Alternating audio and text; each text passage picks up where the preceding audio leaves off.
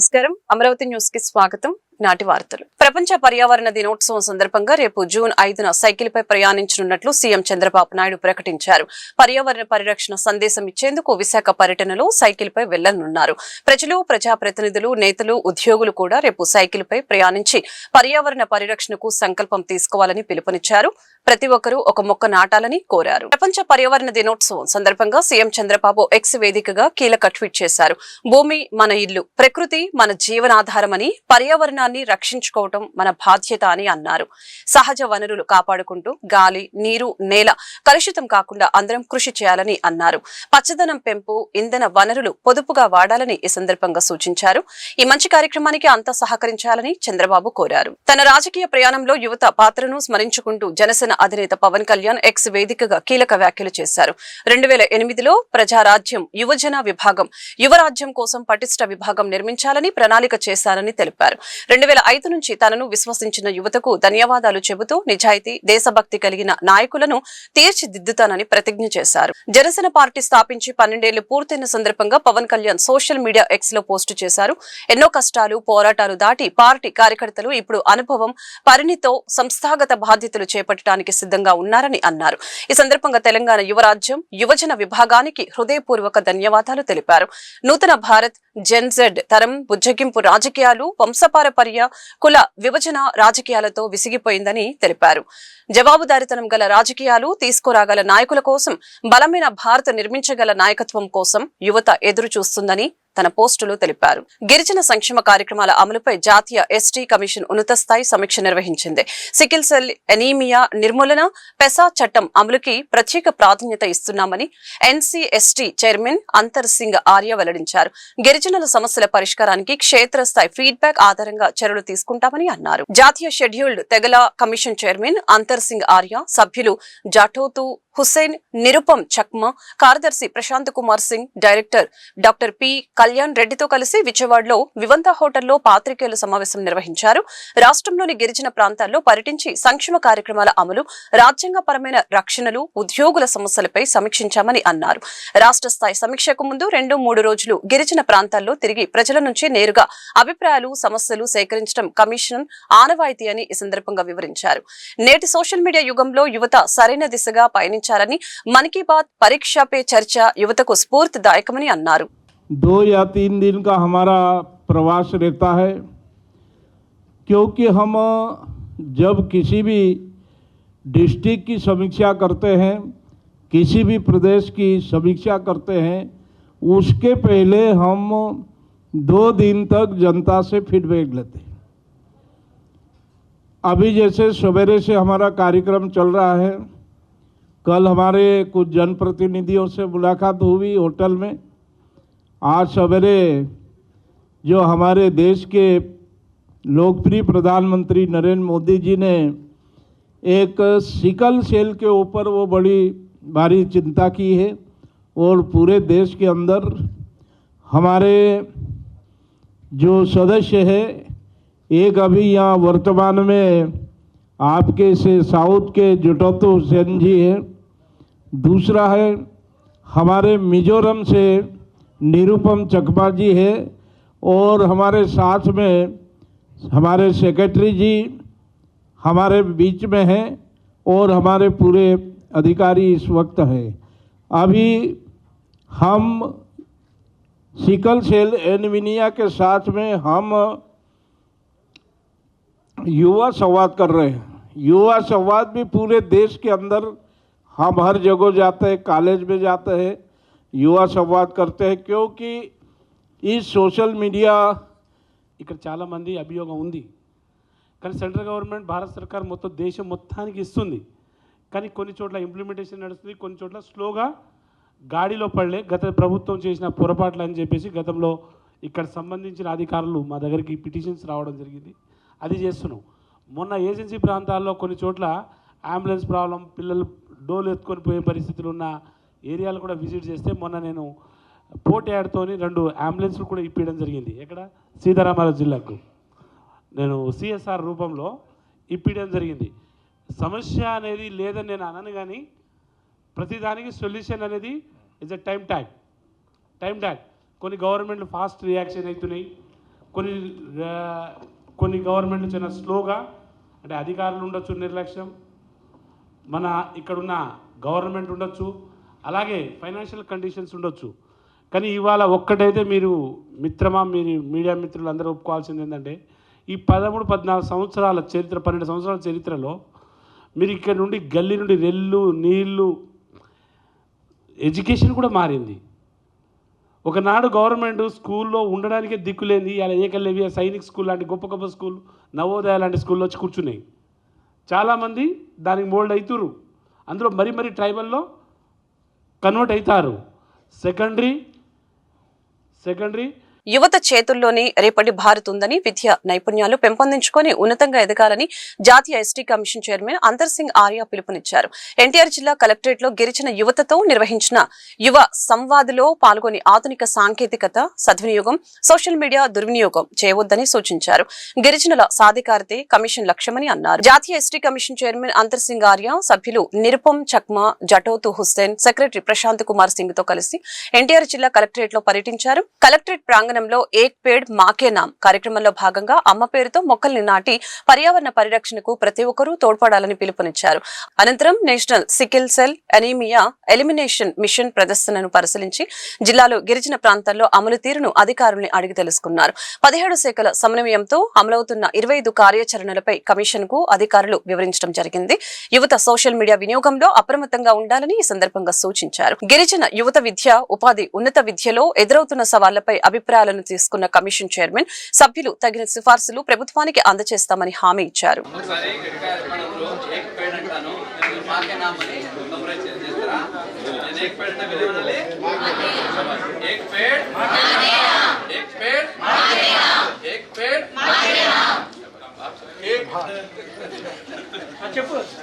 AP deputy CM Pawan Kalyan పై CPI జాతీయ కార్యదర్శి రామకృష్ణ తీవ్రంగా మండిపడ్డారు. ప్రొఫెసర్ నాగేశ్వర్ ను అరెస్టు చేస్తామని పవన్ చేసిన బెదిరింపుల్ని రామకృష్ణ తప్పుపట్టారు. ప్రతిపక్షంలో ఉన్నప్పుడే పవన్ కు ప్రజాస్వామ్యం, భావ ప్రకటన స్వేచ్ఛ గుర్తొస్తుందా అని ప్రశ్నించారు. అధికారంలోకి రాగానే విమర్శల్ని సహించలేని ధోరణి ప్రజాస్వామ్యానికి విరుద్ధమని అన్నారు. ఏపీ, తెలంగాణ మధ్య చిచ్చుపెట్టి రాజకీయ లబ్ధి పొందేందుకు పవన్ కుట్రలు చేస్తున్నారని ఆరోపించారు. జనసేన సొంత ఎజెండాను పక్కన పెట్టి బీజేపీ జెండా మోయటమేనా పనిగా పెట్టుకున్నారని విమర్శించారు. అధికారం కోసం సిద్ధాంతాలను తాకట్టు పెట్టే రాజకీయం సరికాదని హితో పలికారు. కళ్యాణ్ గారు ఉప ముఖ్యమంత్రిగా ఉన్నాడు, ఒక పార్టీకి అధ్యక్షుడిగా ఉన్నాడు. ఆయనకు నిజంగా ఈ రాష్ట్రంలో అభివృద్ధి చేయాలంటే మంచి కార్యక్రమాలు చేయడానికి చాలా సౌలభ్యం ఉంది. దానికి అది వదిలిపెట్టి అసలు ఆయన పార్టీ అజెండా పక్కన పెట్టాడు, ఈ రాష్ట్ర ప్రయోజనాలు పక్కన పెట్టాడు. ఇవాళ బీజేపీ వాళ్ళ అజెండా మోస్తూ తిరుగుతూ ఉన్నాడు. వాళ్ళ కోసం హైదరాబాద్లో పోయి ప్రజలు రెచ్చగొడతా ఉన్నావు నువ్వు. పవన్ కళ్యాణ్ గారు హైదరాబాద్ పోయి ప్రెస్ మీట్ పేరుతో, ప్రెస్ మీట్ అంటే ప్రెస్ మీట్ పెట్టాలి, కానీ అక్కడ పోయి అంత నువ్వు మరింత రెచ్చగొడతా ఉన్నావు. పైగా ఆయన పైన కేసులు పెడతానంటావు. ఒక జర్నలిస్ట్ ఏదైనా మాట్లాడితే నీకు నచ్చకపోతే దాన్ని ఖండిస్తాం తప్పితే ఒకేసారి జర్నలిస్ట్ పైన కేసు పెడతాం, ఆయన అరెస్ట్ చేస్తాం, ఆయన జైల్లో వేస్తాం అంటే ఇది ప్రజాస్వామ్యం అని నేను అడుగుతా ఉన్నా.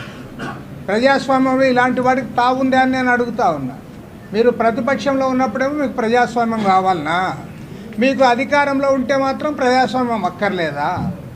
పైగా ఆయన అన్నదేంటి, అమిత్ షా ఇట్లా అన్నాడని అన్నాడు. ఓకే, అమిత్ షా అన్న దాంట్లో కూడా తప్పేముంది అని నేను అడుగుతా ఉన్నా. ఇవాళ రాష్ట్రంలో చంద్రబాబు నాయుడు, జగన్మోహన్ రెడ్డి, పవన్ కళ్యాణ్ ముగ్గురు కూడా మీరు నరేంద్ర మోడీకి ఊడిగం చేస్తూ ఉన్నారు. అయిన దానికి కాని దానికి పార్లమెంట్లో మీరు మద్దతు ఇస్తూ ఉన్నారు. కాబట్టి మీరు అక్కడ ఒకవైపు ఊడిగం చేస్తూ అదే మాట ఆయన అంటే నీకు తప్పేం వచ్చిందని నేను అడుగుతా ఉన్నా. ఆయన నువ్వు ఖండించాలి కూడా ఖండించు, కానీ ఇది సరైంది కాదు. ఇవాళ 2 తెలుగు రాష్ట్రాల ప్రజలు కూడా ఎంతో సౌఖ్యంగా, సన్నిహితంగా, అన్నదమ్ముల మాదిరి మనం ఉన్నాం. మీరు చేసే రాజకీయాలకి ఇవాళ మళ్ళీ చిచ్చు పెడతా ఉన్నారు. ఇది జనసేన రాజకీయం కాదు, పవన్ కళ్యాణ్ సొంత రాజకీయం కాదు, భారతీయ జనతా పార్టీకి ప్రతిపాడు నియోజకవర్గ తెలుగుదేశం పార్టీ ఆధ్వర్యంలో స్పెషల్ ఇంటెన్సివ్ రివిజన్ విధులు బాధ్యతలపై ప్రతిపాడు నియోజకవర్గ క్లస్టర్ యూనిట్ ఇన్ఛార్జీలకు అవగాహన సమావేశం జిల్లా తెలుగుదేశం పార్టీ కార్యాలయంలో నిర్వహించడం జరిగింది. కార్యక్రమానికి ముఖ్య అతిథులుగా పబ్లిక్ అకౌంట్స్ కమిటీ సభ్యులు, ప్రతిపాడు నియోజకవర్గ శాసనసభ్యులు బూర్ల రామాంజనేయులు, టీడీపీ జిల్లా తెలుగుదేశం పార్టీ అధ్యక్షులు పిల్లి మాణిక్యరావు హాజరై ఈ సందర్భంగా మాట్లాడారు. ఇవన్నీ ప్రక్షాళన చేయడం కోసం స్పెషల్ ఇంటెన్సివ్ రివిజన్ కార్యక్రమం చేస్తున్నామని తెలిపారు. దొంగ ఓట్లు ఉండకూడదు, డబుల్ ఓట్లు ఉండకూడదనే ముందు చూపు ఆలోచనతో చంద్రబాబు నాయుడు ఉన్నారని తెలిపారు. ప్రభుత్వం తరపున పిఎల్ఓలు, పార్టీ తరపున పిఎల్ఏలు, బిఎల్ఏలు కలిసి ఇంటింటికి తిరిగి ఓట్ల జాబితాను సవరణ చేసి ఓట్ల జాబితాను తయారు చేస్తారని తెలియజేశారు. సరైన నాయకుడు ఎప్పుడైతే ఎన్నిక కాపాడుతాడో రాష్ట్రంలో దేశం సరైన మంచి మార్గంలో నడుస్తుందని ఈ సందర్భంగా తెలియజేశారు. మనం వెరిఫై చేసినప్పుడు కొన్ని మ్యాచ్ అవుతాయి, దాన్ని మ్యాపింగ్ అంటారు. ఆ మ్యాపింగ్ అయినటువంటి పేర్లు కాకుండా మ్యాప్ కానటువంటి ఓటర్ లిస్టులు ఏవైతే ఉన్నాయో వాటికి సంబంధించి పూర్తి వివరాలు మనం సేకరించాల్సి ఉంటుంది. సో దీనికి సంబంధించి ప్రభుత్వం బిఎల్ఓలను అపాయింట్ చేస్తే మనము బిఎల్ఏల్ని, బూత్ లెవెల్ ఏజెంట్స్ని మనం నియమిస్తాం. సో ఆల్రెడీ మనం ఐడెంటిఫై చేసుకున్నాము, నియమించడం అనేటువంటిది కూడా జరిగింది. ఇంకా ఏమైనా పేర్లు మార్పులు చేర్పులుంటే రేపు సాయంకాలం వరకు మనం మార్చుకొని ఇటు బిఎల్ఓ ఇటు బిఎల్ఏ ఇద్దరు కూడా ప్రతి ఇంటికి వెళ్ళి ఈ మ్యాప్ కానటువంటి ఓటర్లు ఏవైతే ఉన్నారో వారిని వాళ్ళ తల్లిదండ్రులతో కానీ, బంధువులతో కానీ, లేదా వాళ్ళ తెలిసినటువంటి వాళ్ళతో కానీ మాట్లాడి వాళ్ళ ఓట్లను సరి అయినవి అని నిర్ధారణ చేసుకోవడానికి వాళ్ళ యొక్క అభిప్రాయాలు తీసుకొని వాళ్ళతో సరిచేయడం. ఇప్పుడు ఫర్ ఎగ్జాంపుల్ తల్లిదండ్రులు ఉంటారు, పిల్లవాడు ఎక్కడో ఉంటాడు, మైగ్రెంట్ అయి ఉంటాడు. సో ఆ ఓటును చేర్చాలంటే ఆ తల్లిదండ్రులు ఎక్కడైతే ఉంటారో ఆ బూత్లోనే చేర్చడం అనేటువంటిది జరుగుతుంది. సో ఈ రకంగా మ్యాప్ చేసుకుంటూ పోవాలి. మనకి ఇప్పుడు దాదాపుగా 67 నుంచి 70% మాత్రమే మ్యాపింగ్ అయింది, ఇంకా 30% చేయాలి. సో మనము రేపటి నుంచే బిఎల్ఏలు, బిఎల్ఓలు మనం మండల స్థాయి మీటింగులు కూడా పెట్టుకుంటాం. ఆ మండల స్థాయి మీటింగుల్లో ఇద్దరిని సమన్వయం చేసుకుంటూ ఏవైతే మ్యాప్ కాలేదో బూత్ వారీగా మనకు లక్గా ఏంటంటే ఇప్పుడు కేసెస్లు కూడా ఉన్నారు. ప్రతి 60 ఓట్లకు కూడా ఒక మగ ఒక ఆడ పనిచేస్తారు కాబట్టి వారిని కూడా ఉపయోగించుకుంటే మనకు సులభంగా జరిగిపోతుంది. సో ఈ రకంగా మ్యాప్ చేసినటువంటి వాళ్లకు మనము 2 ఎన్యూమరేషన్ ఫారమ్స్ ఇస్తాము. ఆ 22 ఏళ్ల క్రితం జరిగిన తర్వాత మరలా ఇప్పుడు జరుగుతూ ఉంది. ఓటర్ల విషయాల్లో అనేకమైనటువంటి మార్పులు జరిగినాయి. అందుకనే దేశవ్యాప్తంగా స్పెషల్ ఇంటెన్సివ్ రివిజన్ ప్రోగ్రాం దేశవ్యాప్తంగా జరుగుతూ ఉంది. దేశంలో దొంగలు పడ్డారు అన్నట్టుగా ఓటర్ల విషయంలో కూడా దొంగలు పడ్డారు అనేక చోట్ల. ఏదైతే భారతదేశానికి చుట్టూ ఉన్నటువంటి రాష్ట్రాలు ఉన్నాయో ఆ ఇతర దేశాల నుంచి కొంతమంది మైగ్రేట్ అవటం, వాళ్ళు కూడా సమయానికి అనుకూలంగా వాళ్ళ ఓట్లు మార్చుకోవటం, మళ్ళీ వెళ్ళిపోవటం. అట్లాగే లోపల ప్రాంతాల్లో కూడా ఇందాక పెద్దలు చెప్పినట్టు చాలా ఓట్లు మైగ్రేట్ అవినాయి, అటు ఇటు ఇటు అటు, కొన్ని పర్మనెంట్ అవినాయి. ఇవేవి కాకుండా వీటితో పాటు జగన్మోహన్ రెడ్డి వచ్చిన తర్వాత ఓటర్ల మొత్తాన్ని కూడా గందరగోళం చేసి ఆయా ఓట్ల ఎలక్షన్ సందర్భంగా ఓట్ల మొత్తాన్ని కూడా విచ్చలవిడిగా మార్చేశాడు. మీరు కనుక చూస్తే జగన్మోహన్ రెడ్డి అధికారంలో ఉన్నప్పుడు తిరుపతిలో లక్షలాది ఓట్లు, దొంగ ఓట్లను ఏ విధంగా పెట్టుకున్నారో మీరందరూ కూడా చూశారు. ఒక్కొక్క డోర్ నెంబర్ నుంచి 20 ఓట్లు, 30 ఓట్లు, 50 ఓట్లు, 100 ఓట్లు కూడా తిరుపతి ఎలక్షన్ సందర్భంగా మనం చూసాం. ఇవన్నీ కూడా ప్రక్షాళన చేయడం కోసం దేశవ్యాప్తంగా స్పెషల్ ఇంటెన్సివ్ రివిజన్ ప్రోగ్రామ్ ఒకటి తీసుకున్నారు. దానిలో భాగంగా ముఖ్యమంత్రి చంద్రబాబు నాయుడు గారు ఎప్పుడు కూడా ముందు చూపుతుంటాడు. రాబోయే ఎలక్షన్ నాటికి దొంగ ఓట్లు ఉండకూడదు, డబల్ ఓట్లు ఉండకూడదు, అట్లాగే ఓట్లకి సంబంధించినటువంటి సవరణలు, పేర్లు ఏమన్నా తప్పుంటే, ఇంటి పేర్లు ఏమన్నా తప్పుంటే అవన్నీ కూడా సవరణ చేసుకోవటం కోసం ఒక ప్రోగ్రాం తీసుకున్నారు. దేశవ్యాప్తంగా తీసుకున్న దాంట్లో భాగంగా అదే టైమింగ్స్కి మన రాష్ట్రంలో కూడా జరగాలని చెప్పేసి పార్టీ పరంగా కూడా ఒక నిర్ణయం తీసుకున్నాం. ప్రభుత్వ పరంగా ఎవరైతే బిఎల్ఓలు ఉన్నారో, బూత్ లెవెల్ ఆఫీసర్స్, వాళ్ళకి ఇప్పుడు చెప్పినట్టుగానే బిఎల్ఏలు, బూత్ లెవెల్ ఏజెంట్లు మన పార్టీ తరఫున. చంద్రబాబు దిష్టిబొమ్మనే కాదు, చంద్రబాబు పరిపాలనను కూడా ఎప్పుడు ఎన్నికలు వస్తే అప్పుడు తగలపెడతానికి రాష్ట్ర ప్రజలు సిద్ధంగా ఉన్నారని మాజీ మంత్రి అంబటి రాంబాబు అన్నారు. గుంటూరులో వైసీపీ చేపట్టిన చంద్రబాబు వెన్నుపోటుకు 2 ఏళ్లు కార్యక్రమంలో భాగంగా గుంటూరులో ఉద్రిక్త వాతావరణం నెలకొంది. టీడీపీ శ్రేణులు వైసీపీ కార్యక్రమం జరుగుతున్న నేపథ్యంలో వారు కూడా జగన్మోహన్ రెడ్డికి వ్యతిరేకంగా నినాదాలు చేస్తూ ఆందోళన చేపట్టారు. పోలీసులు రంగప్రవేశం చేసి ఎలాంటి అవాంఛనీయ సంఘటనలు జరగకుండా ఒకరి తర్వాత ఒకరు నిరసన తెలియజేసుకునేలాగా కార్యక్రమాన్ని రూపొందించారు. కూటమి ప్రభుత్వం పూర్తిగా నెరవేర్చలేదు. కొన్నేమో అరకొరగా చేసింది, కొన్నేమో అసలు చేయలేదు. చేసేసాం అనుకోమంటుంది. నిరుద్యోగ భృతి 3000 ఇస్తామన్నారు, ఇచ్చారా లేదో నిరుద్యోగులు ఆలోచించుకోవాలి. రైతు భరోసా ఇస్తామని చెప్పేసి కొంత ఇచ్చారు, కొంత ఎగ్గొట్టారు. 18 సంవత్సరాలు నిండినటువంటి ప్రతి మహిళకి కూడా నెలకు 1500 రూపాయలు ఇస్తామన్నారు, ఒక్క మహిళకు కూడా ఇవ్వలేదు. అలాగే అమ్మ ఒడి తీసి ఇంకో తల్లికి 100 అని పెట్టాడు, అందరికి ఇస్తామన్నాడు. కొందరికేమో 900, 9000, కొందరికేమో 12,000, ఇట్లా అరకొరగా ఇచ్చి అయిపోయింది అంటున్నాడు. గ్యాస్ కూడా అంతే. 1,59,000 మంది ఉంటే, లక్షల మంది ఉంటే కేవలం 1 కోటి లోపు వాళ్ళకి ఇచ్చేసి అయిపోయింది అంటున్నాడు. అదేమంటే సూపర్ 6 కూడా చేసేసామని అబద్ధాలు ఆడుతున్నాడు. దీన్ని పురస్కరించుకొని చంద్రబాబు నాయుడు గారు ఇచ్చిన మాట ఏ సందర్భంలోనూ నిలబెట్టుకోలేదు. ప్రజలకు వెన్నుపోటు పొడిచేటటువంటి కార్యక్రమం చేశాడు. వెన్నుపోటుకు 2 ఏళ్లు అనేటువంటి ఒక కార్యక్రమాన్ని తీసుకొని రాష్ట్ర వ్యాప్తంగా వైఎస్ఆర్ కాంగ్రెస్ పార్టీ పెద్ద ఎత్తున నిరసన కార్యక్రమాలు చేపట్టేటటువంటి కార్యక్రమం 4వ తారీఖున ప్రారంభించాం. అలాగే 9వ తారీఖునేమో మళ్ళా ఒక టౌన్ హాల్లో మీటింగు, 12వ తారీఖునేమో పెద్ద ర్యాలీ. ఈ 3 కార్యక్రమాలు చేపట్టే క్రమంలో ఈ రోజు ఈ గుజ్జనగోళ్ల సెంటర్ లో ఈ కార్యక్రమాన్ని చేపట్టాం. మేనిఫెస్టోను దగ్ధం చేయటం, వాళ్ళు ఇచ్చినటువంటి సూపర్ 6 హామీలను కూడా నెరవేర్చలేదు కాబట్టి వాటిని దగ్ధం చేయడం చేసే కార్యక్రమాన్ని రాష్ట్ర వ్యాప్తంగా పిలుపునివ్వడం జరిగింది. ఇవాళ ఇక్కడ చుట్టుకుంటలో జరుగుతుంది, రేపు మరొక 2 చోట్ల కూడా జరుగుతుంది.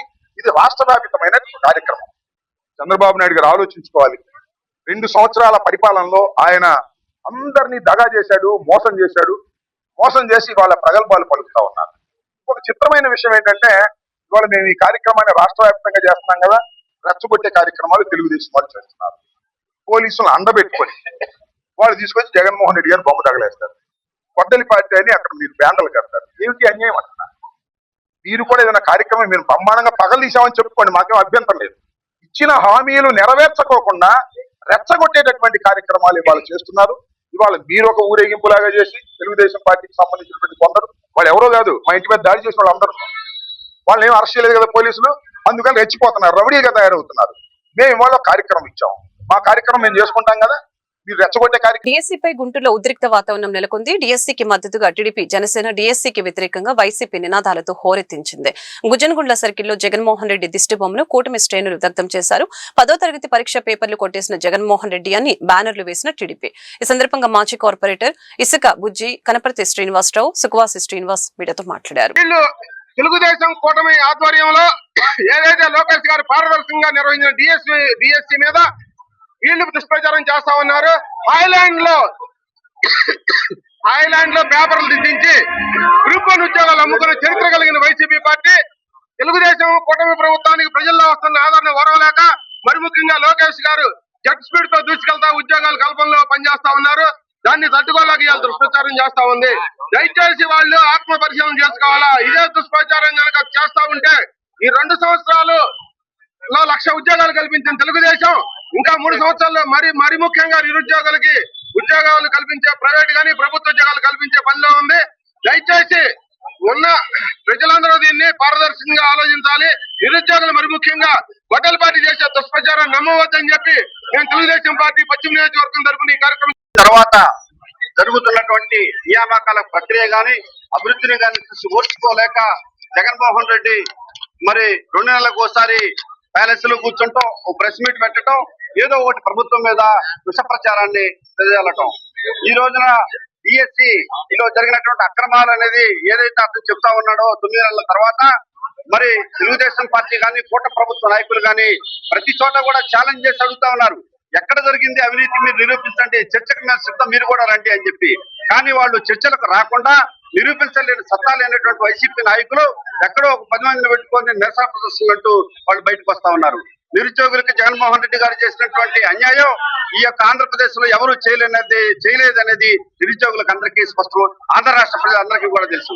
కాబట్టి జగన్మోహన్ రెడ్డి గారు మీరు ఎన్ని అబద్ధాలు చెప్పినా ప్రజలు నమ్మేటటువంటి పరిస్థితుల్లో లేరు. కాబట్టి మీరు అసత్యాలు మానుకోండి. మీ యొక్క శ్రేణులు కూడా రోడ్డు మీద కనుక ఇటువంటి మంచి కార్యక్రమాల మీద కనుక మీరు విషం చల్లాలని చెప్పి కనుక ప్రజల్లోకి రావాలనుకుంటే ప్రజలు మిమ్మల్ని తరిమి కొట్టేటువంటి పరిస్థితి వస్తుంది. కాబట్టి ఇప్పటికే మీకు 11 సీట్లు వచ్చి మీరు చాలా పరిమితం అయి ఉన్నారు. భవిష్యత్తులో అసలు ఉద్యోగాల్ని హాయిలాండ్ లో పెట్టి గుంటూరు నుంచి డ్రైవర్లని, ఆటో డ్రైవర్లని మరి అనేక మందిని తీసుకెళ్లి పేపర్లు దిద్దించి గ్రూప్ 1 పరీక్షలో గ్రూప్ 1 పోస్టులను అమ్ముకున్న చరిత్ర జగన్మోహన్ రెడ్డిది. అప్పటి ఏపీపీఎస్సీ తాత్కాలిక చైర్మన్ పిఎస్ఆర్ ఆంజనేయులది. మేము ఈ సందర్భంగా ఒట్టరి పార్టీకి వైకాపాకి ఒకటే ఛాలెంజ్ చేస్తా ఉన్నాం. మీ అయ్యా రాజశేఖర్ రెడ్డి హయాంలో ఏపీపీఎస్సీ చైర్మన్ గా వెంకటరామిరెడ్డిని అడ్డం పెట్టుకొని ఆ రోజు గ్రూప్ 1 ఉద్యోగాలను అమ్ముకున్నారు. మళ్ళా జగన్మోహన్ రెడ్డి వచ్చిన తర్వాత పిఎస్ఆర్ ఆంజనేయులు అడ్డం పెట్టుకొని గ్రూప్ 1 ఉద్యోగాలు హాయిలాండ్ లో హోటల్ సర్వర్ల చేత, డ్రైవర్ల చేత దిద్దిచ్చి అబాసు పాలు చేసి ఒక్కొక్క పోస్టు 50 లక్షలకు అమ్ముకున్నారు. ఇవాళ మా కూటమి ప్రభుత్వం రాగానే 16,500 డిఎస్సి పోస్టులు నీతి నిజాయితీగా పారదర్శకంగా ఇస్తే 5 నెలల తర్వాత నిద్రలు ఇచ్చి మీరు మా భవిష్యత్తు నాయకుడు లోకేష్ గారిని ఏదో ఒక బదనాం చేయాలని చెప్పేసి స్పోర్ట్స్ కోటా అని చెప్పేసి మీరు స్పోర్ట్స్ కోటాలో అవకతవకలు దమ్ముంటే మేము చర్చగా రమ్మంటా ఉన్నాం. ఎక్కడ అవినీతి జరిగిందో చూపించమంటా ఉన్నాం. మీకు దమ్ము. అంతరించిపోతున్న విలువలకు ప్రతిరూపం వావిలాల గోపాలకృష్ణయ్య వారి ఆశయాలను, లక్ష్యాలను కొనసాగించిన స్వర్గీయ వావిలాల కుమారి లీలా మహేశ్వరి ధన్యజీవి అని మాజీ మంత్రి వైఎస్ఆర్సీపీ సీనియర్ నేత అంబటి రాంబాబు కొనియాడారు. స్వర్గీయ కుమారి వావిలాల లీలా మహేశ్వరి 88వ జయంతి సందర్భంగా గురువారం గుంటూరులోని వావిలాల సంస్థ ఆడిటోరియంలో జరిగిన ఆత్మీయ సమ్మేళనానికి కీర్తిశేషులు వావిలాల గోపాలకృష్ణయ్య మనవడు వావిలాల సంస్థ కార్యదర్శి మన్నవ సోడేకర్ అధ్యక్షత వహించారు. ఈ కార్యక్రమంలో జన చైతన్య వేదిక రాష్ట్ర అధ్యక్షులు వల్లంరెడ్డి లక్ష్మణరెడ్డి, అవగాహన కార్యదర్శి కొండ శివ రామిరెడ్డి, వావిలాల సంస్థ పూర్వ చైర్మన్ డాక్టర్ ఎండి వి రమణరావు హాజరై మాట్లాడారు. అందరినీ ప్రోత్సహించి ఒక స్థిమితంగా చదివించి పెద్దవాళ్ళని చేసి వారు ఉద్యోగాల్లో చేరేటటువంటి అవకాశం కల్పించినటువంటి మహానుభావుడు వావిలాల గోపాలకృష్ణయ్య గారు. దానిలో లీలామహేశ్వరి గారు మరి ఆయన ఉన్నప్పుడే వారికి చేదోడు వాడోడుగా ఉన్న వారు మరణించిన తర్వాత వారి ఆశయాలను ముందుకు తీసుకువెళ్లేందుకు మొన్నటి దాకా వారు అవిరళ కృషి చేసినటువంటి విషయం నేను మీకు ప్రత్యేకంగా చెప్పవలసిన అవసరం లేదు. వావిలాల గోపాలకృష్ణయ్య గారు అంటే ఇవాళ అంతరించిపోతున్నటువంటి విలువలకు ప్రతిరూపం. ఆయన నిజంగా ఆయన ఆదర్శంగా జీవించినటువంటి విలువల్ని ఈ తరం అసలు గుర్తుపెట్టుకోగలుగుతుంది, కానీ వాటిని ఆచరించగలుగుతుందా అనేటువంటి సందేహాలు చాలా ఉన్నాయి. అలా గొప్ప వ్యక్తి చాలా సింపుల్గా మరి శాసనసభ్యుడిగా సత్తెనపల్లిలో గెలుపొంది మరి అనేక మందికి ఆదర్శంగా ఉండటమే కాకుండా ఈ సంఘంలో అనేకమైన సంస్కరణలు తీసుకురావడానికి నిరంతరం పనిచేసినటువంటి మహానుభావుడు వావిలాల గోపాలకృష్ణయ్య గారు. ఆయన రిప్రజెంట్ చేసినటువంటి నియోజకవర్గంలో నేను ఒకసారి రిప్రజెంట్ చేయడానికి నాకు అవకాశం కలిగింది. ఆయన సమాధి చెంతకు ప్రతి సంవత్సరం వెళ్ళి ఘనంగా పుట్టినరోజులు అలాగే సంస్మరణ దినాలు చేసేటటువంటి అదృష్టం కూడా నాకు సత్తెనపల్లిలో ఉన్న 7-8 సంవత్సరాలు కూడా కలిగింది. మొన్న కూడా వెళ్ళి ఆయన్ని సమాధి దగ్గర దర్శించుకునే అవకాశం కలిగింది. ఆయన మహోన్నతమైన విలువలు కలిగినటువంటి వ్యక్తి. భారత సమాజంలోనే కాదు మానవ సమాజంలోనే ఒక అరుదైనటువంటి వ్యక్తిగా అందరూ గుర్తించినటువంటి మహానుభావుడు. అలాంటి మహానుభావుడు ఆయన వెళ్ళిపోయాడు. ఆయన ఆశయాలను ముందుకు తీసుకువెళ్తున్నటువంటి లీలామహేశ్వరి గారు కూడా వెళ్ళిపోయారు. మళ్ళా సమాజం వావిలాల గోపాలకృష్ణయ్య గారి యొక్క ఆశయాలను ముందుకు తీసుకువెళ్ళేటటువంటి వ్యక్తుల కోసం ఎదురు చూస్తుందని ఈ సందర్భంగా నేను మనవి చేస్తున్నాను. మీ కుటుంబ సభ్యుల్లోనే మరి వావిలాల సంస్థ ఉన్నది. ఒక ఆదర్శమైన సంస్థగా తీర్చిదిద్ది దీన్ని అభివృద్ధి చేసి ఈ పట్టణంలోనే కాదు రాష్ట్రంలోనే పేరు ప్రఖ్యాతులు తీసుకొచ్చే విధంగా మీ కుటుంబ సభ్యులు మరి సోడేకర్ గారు మరొకరు దీన్ని ముందుకు తీసుకువెళ్ళేటటువంటి సంపూర్ణ మద్య నిషేధం రావడానికి కారణభూతులయ్యారు వావులాలు గారు.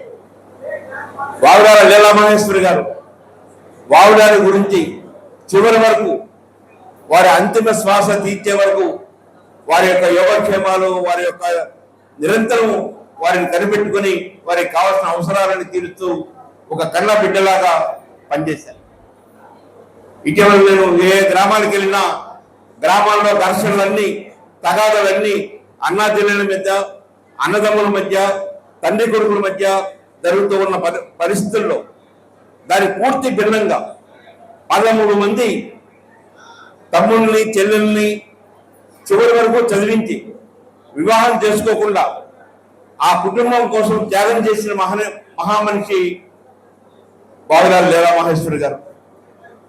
ఈ వావులాల సంస్థ నిర్మాణంలో పునాది వేసిన కాడి నుంచి చివరి దాకా ప్రతిరోజు ఆ నిర్మాణ పనులు చూస్తూ పర్యవేక్షిస్తూ వావులాల సంస్థని ఈ దశకి తీసుకొచ్చారు. వావులాల కుటుంబ సభ్యులందరికీ నా విజ్ఞప్తి, వావులాల గారంటే ఒక రోల్ మోడల్, వావులాల గారంటే ఒక ట్రేడ్ మార్క్, వావులాల గారంటే ఒక రాష్ట్రానికి ఒక ఉన్నత శిఖరం.